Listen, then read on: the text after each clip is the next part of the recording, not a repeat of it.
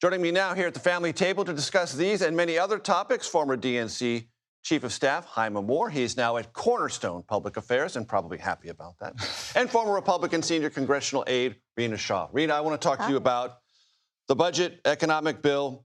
You know, Hyma knows, I know, it's an iron rule of Washington. It's not my rule. It's just a fact. Reconciliation bills under a unified House, Senate, presidential majority always pass. It's not a matter of if, it's a matter of when. So the only question is when.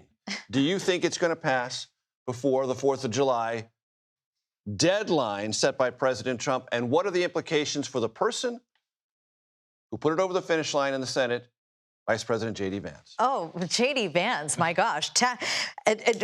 How can I put it? Where are the words that we can say about this man's legacy that's always on his mind? Why is it on your mind, JD? You might be the next president. Why are you thinking about what Americans are going to see you as?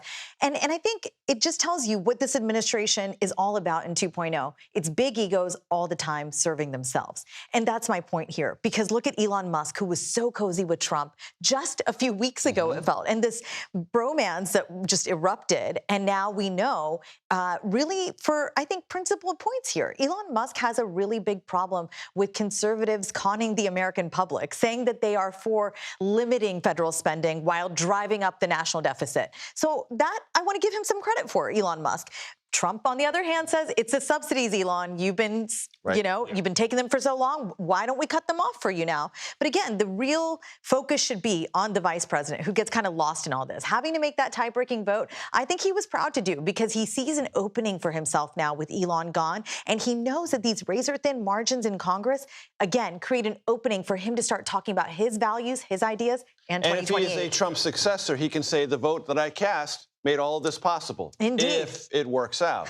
If it works out. Yeah. The DNC, Hyma, the DNC, the Democratic Senatorial Campaign Committee, all looking at this legislation as the marker that they are going to put before the voters next year. Yeah. Look, and I think Democrats have been saying this for the last 6 months.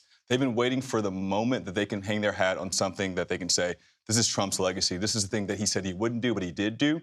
And so I saw Hakeem Jeffries last week. I've heard from many Democrats in the House and the Senate. And what they're going to do over the next couple of days is present this bill as the exact opposite of what Donald Trump said he would do. He said he would lower costs. He did not. He said he would keep us safe and out of wars. He has not. He said that he would make sure that he expanded health care. He's taken away health care.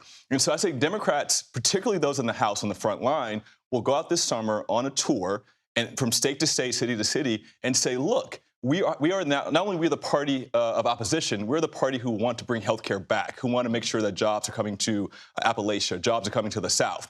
And so Democrats have now some fodder to really communicate about their plans, but also real clear opposition to Donald Trump. And to that point about organizing and trying to find voters and persuasion this summer, is that going to sound and look more like Zohran Mamdani or not?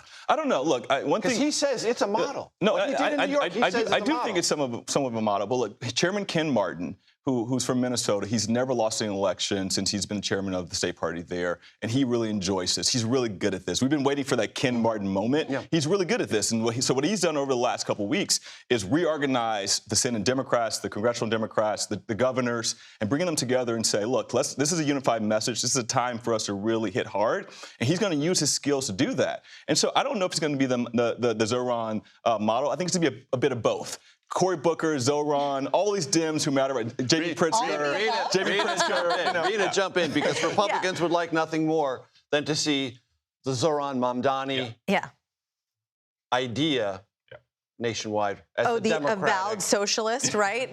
and that's really tricky for the Democrats is how do you continue to say, wait, we've got this person that was out there listening to the voters, building a broader coalition of young and diverse voters, although I will say Cuomo took the black vote, that shouldn't be discounted, but Mamdani was able to pull ahead with Harlem as well. In essence, what we see is a political earthquake that we knew was coming. Is the federal bench of Democrats going to get it? I don't think so. I wouldn't be so sure because they haven't cleared the way. I mean, you've still got Nancy Pelosi, you've got Chuck Schumer, you've got people that do not want to move out of the way for a crop of people like AOC. So they stand on one side. However he is described, Zohran Mamdani said, I went to the districts that went most heavily for Trump. I asked them what was on their mind, and he got their votes in this mayoral primary. For whatever that might be worth, that's what happened. Hyma Moore, Rina Shah, thanks so much for being here. I appreciate it.